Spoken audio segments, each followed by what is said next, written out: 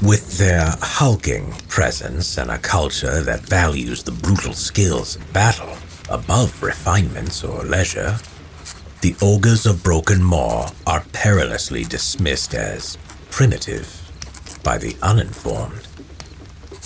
Yet careful study would reveal a race that relishes the dance of warfare tactics and in whom resides an unmatched respect for valor and courage, whether friend or foe.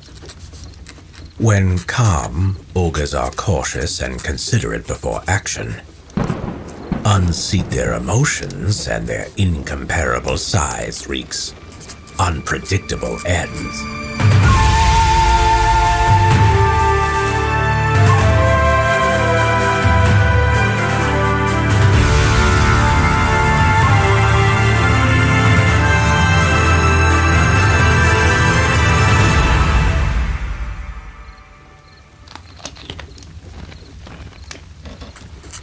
Gorok, a world of glacial ranges, magma flows, expansive mountain plateaus, and cave jungles, where the very insects were said to grow to the size of a Terminus halfling.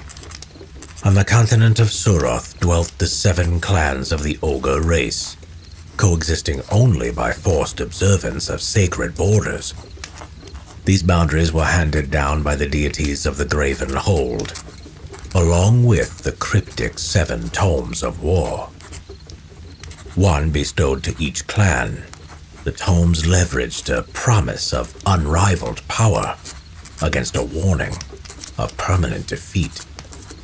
Called the Invocation of the Sevens, it reads, "Only by 7 native hands will their seals be opened. Only under 7 native eyes will their words be understood. Only in peace will you thrive in your war. Lose only one, and none will endure." The Graven Hold hid the bulk of the tome's knowledge within an indecipherable labyrinth of runes, until a time when the volumes would be shared amongst the 7 clans equally.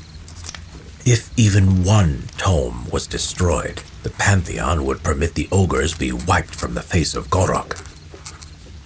However, there was no mandate that they be used. Thus, within their territories, each militant clan thrived to the extent they respected those limits. The vast wisdoms of the tomes remaining untapped, for no clan lord would dare share his birthright with another. Each clan handled their tome in their own manner. Bloodmare commissioned a hereditary order of mages to decipher the runes, apart from collecting them all. Way of Astur kept theirs suspended over a pool of magma beneath their mountain fortress, chained to 6 blind warriors spread about the cauldron, illuminated only by the molten rocks. If they perished, so did the tome. An effective, if perilous, tactic that illustrated the Ogre mindset in battle. My foe dies, or we both do. The smallest clan of the 7, Black Moon, memorized the few legible runes from childhood, relying on them for survival more than any other. But from prosperity to poverty, circumstance only masked an instinct that welled up in each clan, rising from the soul of every ogre, male or female.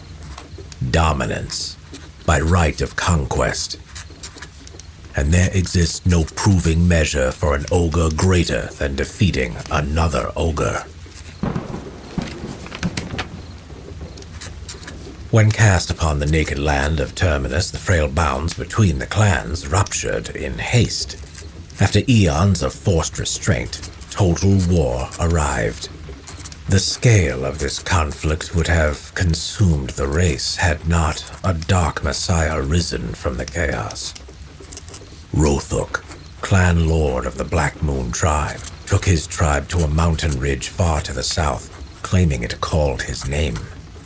Into this haunt he trekked alone, with the tome of the Black Moon, whispering that the secrets of the runes could be opened therein. Missing for weeks, As the red ogres of the Dark Sun assaulted the last of his men, Rothuk emerged from the mists and shadows, forever changed. With the powers of an unlocked tome, Rothuk declared himself the Black Moon King, making an unprecedented claim as lord over all 7 clans. In a ruthless campaign, he validated this title, slaying the 6 rival clan lords with his own hand. All opposition collapsed beneath the surging tide of the Black Moon, each tome taken in turn. In victorious froth, the king desecrated a sacred shrine of ancient Terminus, an ominous statue of a departed rain-born dragon. This monolith stood as a reminder of the latent authority on the planet, that of the bloodline of the Dragon King himself. Yet in one fearless stroke, the Black Moon King tore off the beast's jaw, casting the hulk at his feet, breaking its maw. In a display of gross mockery, the king set his throne inside the mouth of the disfigured regent.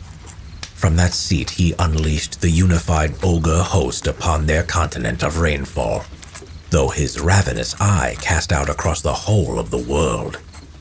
Yet this era of conquest was not to endure. The king was increasingly afflicted by the very powers he used to terrorize his foes.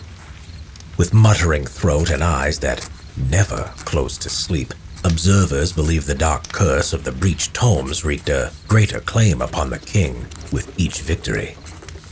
When the ceaseless whispers wreaked too great a madness upon him, the undefeated king abdicated his throne and vanished.